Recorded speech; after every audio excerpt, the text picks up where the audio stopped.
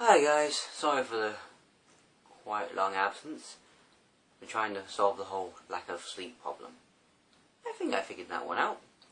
And I've also looked at the old videos. I got a new camera to fix the glitches. Sorry about that. But, new camera, done and dusted. Now let's go on to part 2. Portal 2. My favourite game of all time. Gameplay wise, it's exactly the same. Well, it has a few new features, mostly the gels.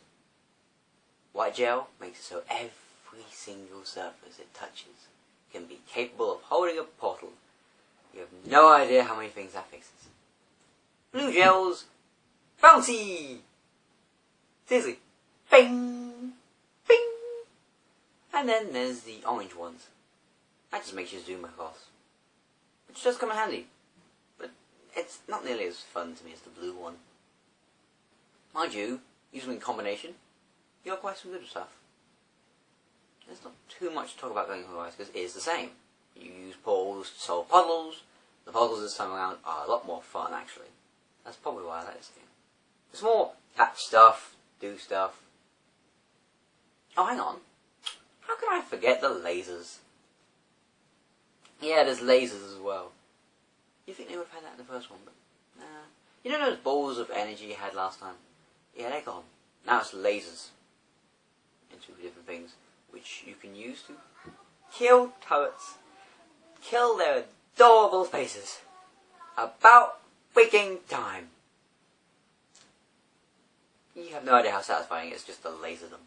But one thing I'm going to talk about before I talk about the plot is the soundtrack. I never mentioned the soundtrack in this one, but in this case, I want to mention it. Now, one song is, you won't really hear it in the game unless you go out of your way to find it.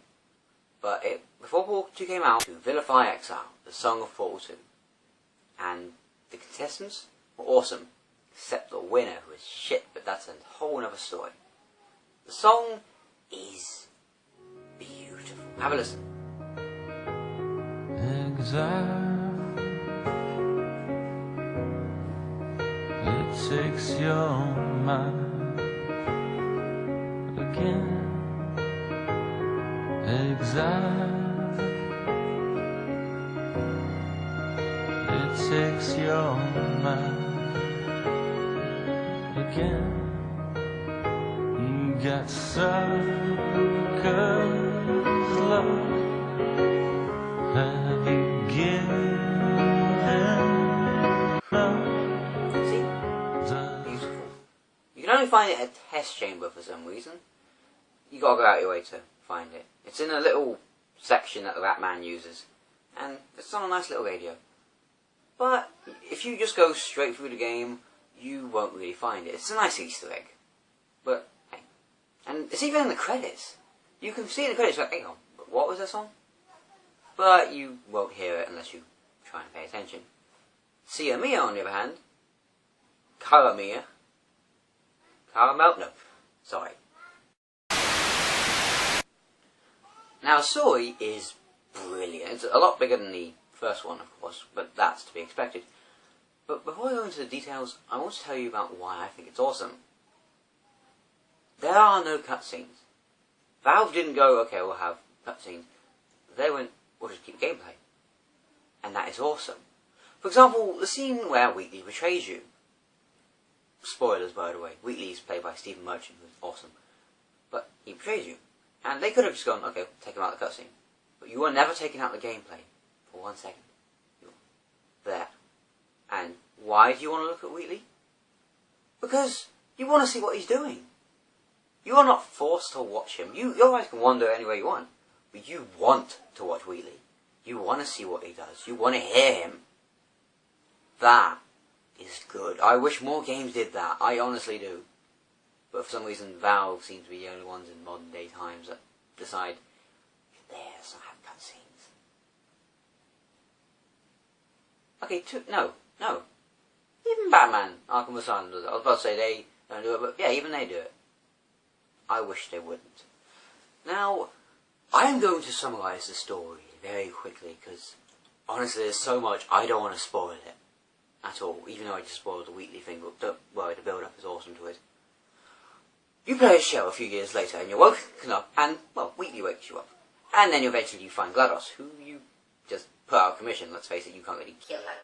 She sends you into test viewers, Wheatley breaks you out, you defeat GLaDOS, but then Wheatley takes over his body, goes completely mad of power, and gets to see more of the backstory of Shell, more of the backstory of the whole Aperture Science, a few references to Black Mesa, and Cave Johnson, he's Cave Johnson, he's just awesome. Oh, Cave Johnson, you are what make those levels in the ruins of the ancient Aperture better. Well, ancient by today's standards anyway. Yeah, they tend to drag a little bit for me, but Cave Johnson makes it worthwhile. I don't know what to say. It is my favourite game. The gameplay, the story, the music, all of it is perfect. And you don't really kill anything, except from some turrets with some lasers.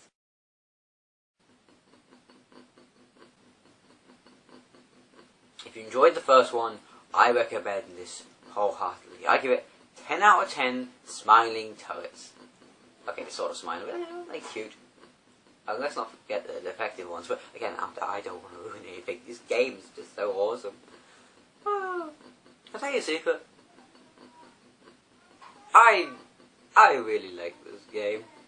I may not seem, but it is what I hold all games to. It's the standard of every single game to me. Portal 2, the best. Better than anything. I said Alien vs Predator was one of my favourites. This is my favourite. What else am I missing? I've told you the gameplay, I've told you the plot, I've told you the music.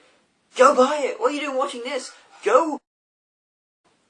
Well, I'm John Everman. This is Everyman Reviews.